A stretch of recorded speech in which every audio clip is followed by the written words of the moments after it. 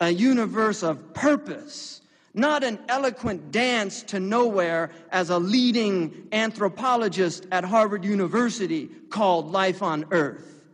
An eloquent dance to nowhere.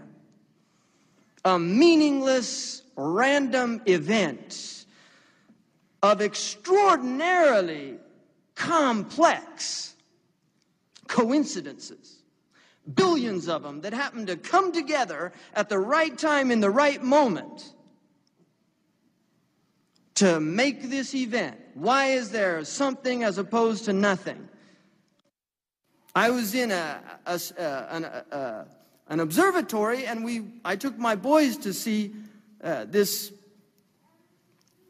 planetary. It was at a planetarium, and you saw the stars, and we looked up at this dome.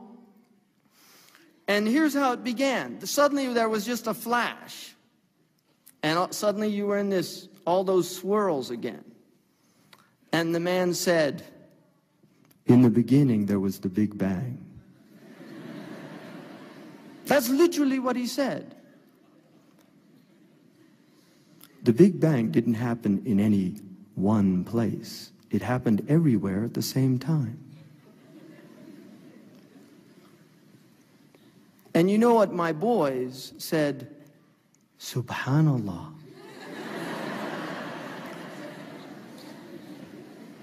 Because they knew who did that. Children know that.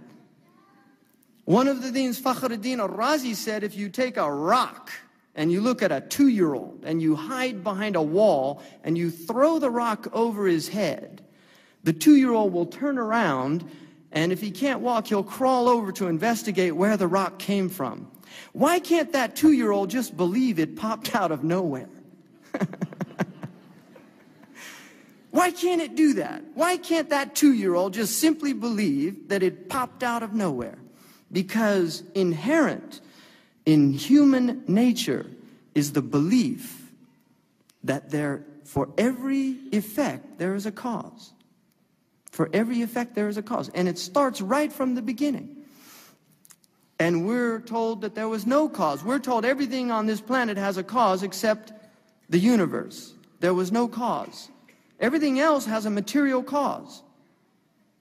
You study any of the physical sciences and they'll tell you there was a cause. Even if you study physiology, they'll tell you about form and function. That every single thing in your body is designed for a function. The form is actually designed for the function. And they talk about design. They use that word. And I always wondered about that because I would ask them, who's the designer? Natural selection. Well, can you tell me a little bit more about this character? Because there's intelligent design.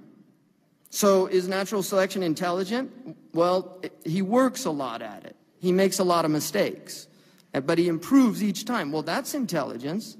I mean, that's a lot more intelligent than a lot of human beings that I know. Right? Because Einstein said the definition of insanity is keep doing the same thing over and over again and expect a different result. Which is what we call school reform. Really, that's what it is. It's school reform.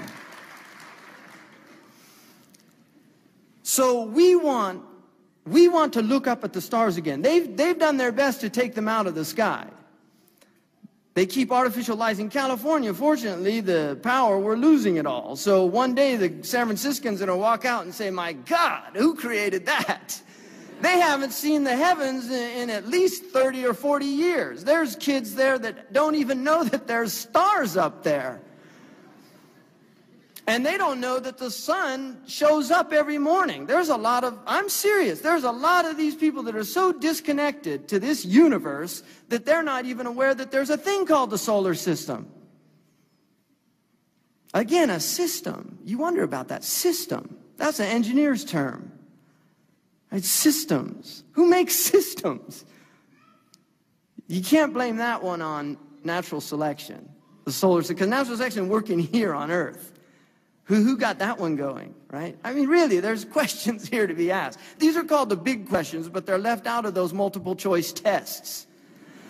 Somebody once had you know this guy, he's called the telephone